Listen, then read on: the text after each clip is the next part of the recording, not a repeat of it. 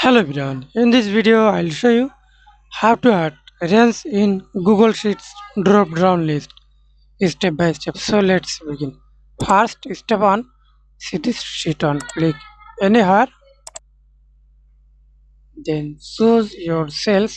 Example, go to data tab, data validations, add rules, create a drop down from range, select drop down or use another sheet or select any range or any data. Example, use select to this range, click OK, done.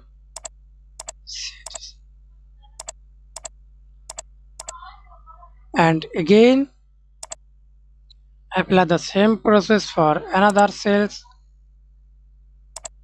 apply the same process, data validations, rules,